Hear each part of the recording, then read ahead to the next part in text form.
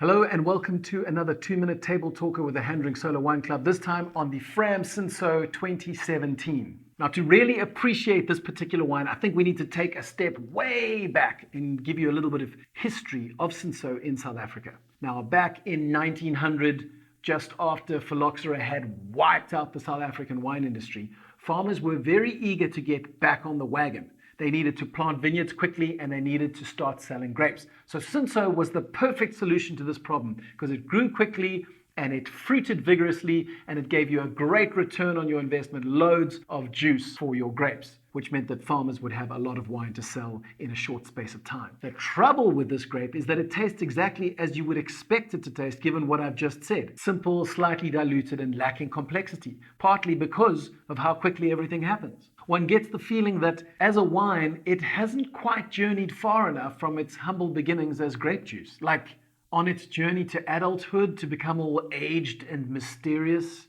it kind of never got past adolescence. But it certainly did do the trick of getting the South African wine industry back on track. And there was a point, in fact, where we had what was called a wine lake, which is just excessive amounts of Cinsaut wine that people then desperately tried to flog. But in the 50s and 60s, something magical started to happen. There was the Cool Kid International cultivar that had arrived in South Africa, Cabernet Sauvignon. And it was, in true New World fashion, big and brash and bold and not particularly refined.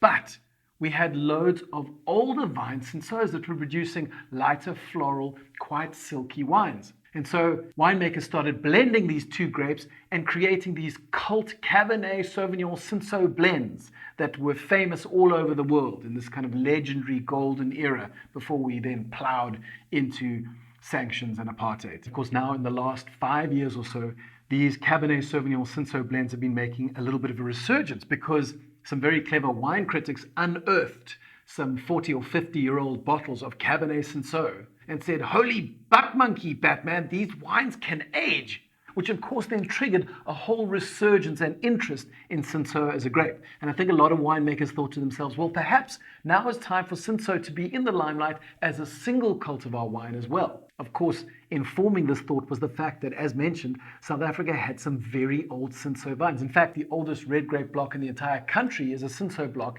in Wellington, which is 120 years old. And you might say, well, what difference does it make if the vines are old? Well, Cinsaut as a grape lacks complexity and lacks concentration. Old vines happen to deliver both increased complexity and increased concentration. So Cinsaut and old vines are an incredibly happy marriage that results in wines that are far better than perhaps Cinsaut should be. This would in part explain why recently Decanter did a blind tasting of 30 or 40 Cinsauts, and 7 of the top 10 Cinsauts came from South Africa. And this all brings us to Tinus Kruger's FRAM Cinsaut 2017. This little patch of Cinsaut vines is grown in red sandstone at about 500 meters above sea level in ClanWilliam in the Citrusdal Mountains. And you might ask, what is the significance of the 500 meters above sea level? Well, if you think about Hellswerchte, where places like Takara and Telima, that's about 450 meters above sea level. So 500 meters is even higher than that. And what altitude does is it usually increases diurnal range, the temperature between day and night. And this is important because at night, it allows the sugar ripening to slow down as it gets really cool, but it lets phenolic ripening keep on going. So you can have a much longer ripening time, which allows for more complicated aromas and flavors. Again, this is exactly what Cinsaut lacks, complexity. So what we have is also the fact that this wine is harvested from bush vines. So you've got old bush vines at altitude, means that a grape that is usually dilute and simple is now concentrated and complex. I mean, there's very little more that you need to know about this wine, but I do want to say this.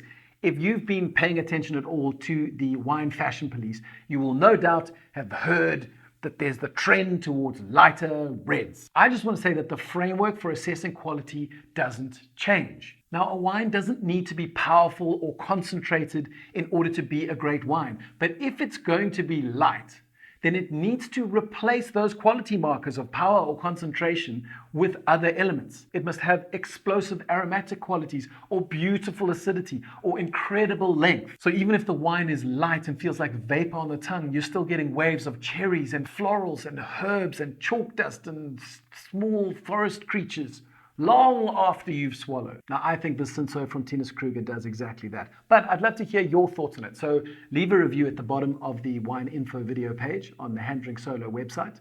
And if you have any questions about Cinsaut as a grape, or about the winemaking, or about Tinus Kruger, I will do my best to answer them. Or you can just leave a list of your favorite Cinsauts on the site so that other members can go and hunt those same wines and share your joy.